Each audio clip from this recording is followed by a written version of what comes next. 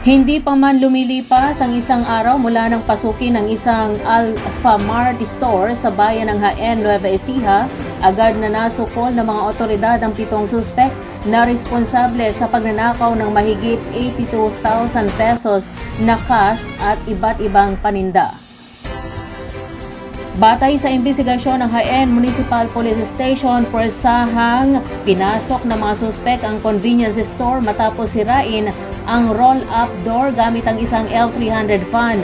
Tinangay ng grupo ang vault na naglalaman ng 82,600 pesos at mga produktong nagkakahalaga ng humigit kumulang 12,000 pesos.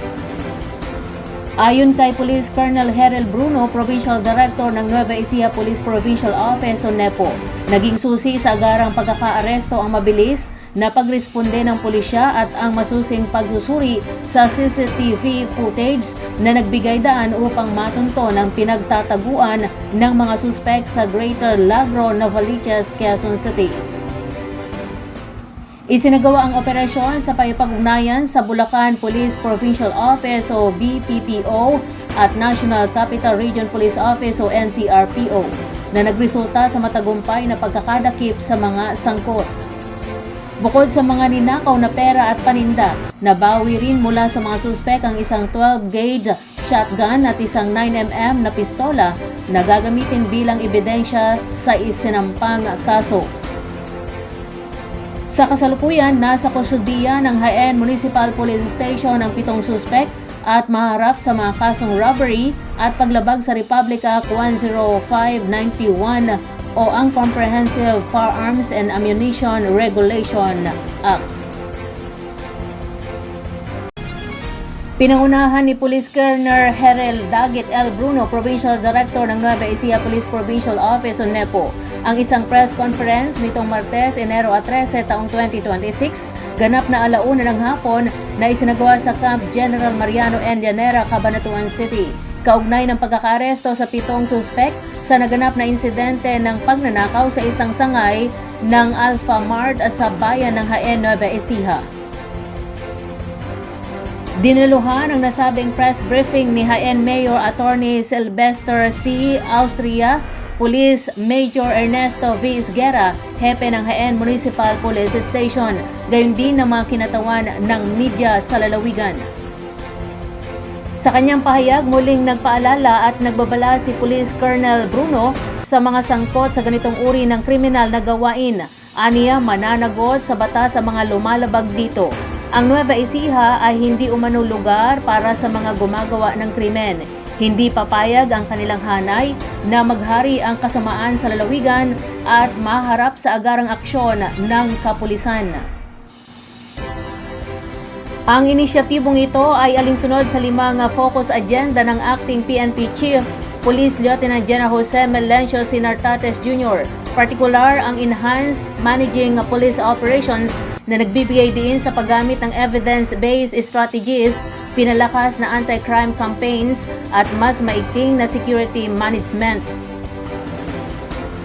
Pinagtitibay rin nito ang adhikaing bagong PNP para sa bagong Pilipinas, serbisyong mabilis, tapat at nararamdaman, at umaayon sa patuloy na paalala ni Police Brigadier General Ponce Rogelio I. Piñones Jr., Regional Director ng PRO3, na manatiling nakaangkla ang lahat ng unit ng pulisya sa 5 focus agenda ng Chief PNP.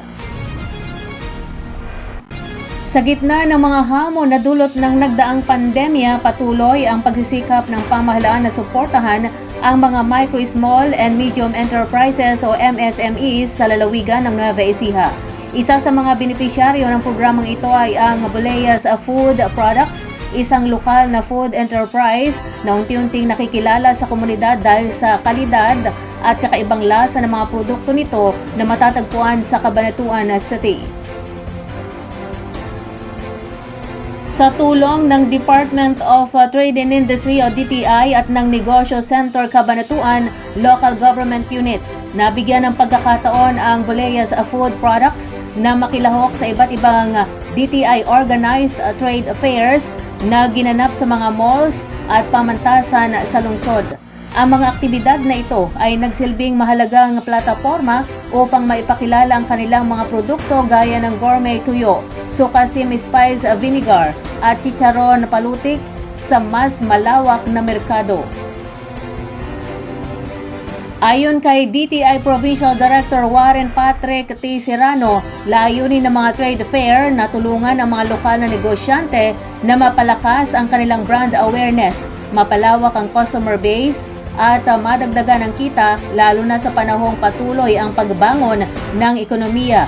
Malaki ang naitulong ng mga programang ito sa Boleas Food Products upang mapatatag ang operasyon at makasabay sa kompetisyon sa merkado. Bagamat patuloy pa ring hinaharap ng negosyo ang ilang hamon, gaya ng kakulangan sa service vehicle para sa distribusyon ng produkto, nananatiling positibo ang pananaw ng may-ari dahil sa tuloy-tuloy na suporta at gabay mula sa DTI. Ang ganitong uri ng tulong ay mahalaga upang mas marami pang MSMEs ang magkaroon ng pagkakataong umunlad at makapagbigay ng kabuhayan sa lokal na komunidad. Ang patuloy na pakipagtulungan ng pamahalaan at mga lokal na negosyante ay patunay na ang sama-samang pagkilos ay susi sa paglikha ng mas matibay at masiglang lokal na ekonomiya sa Nueva Ecija.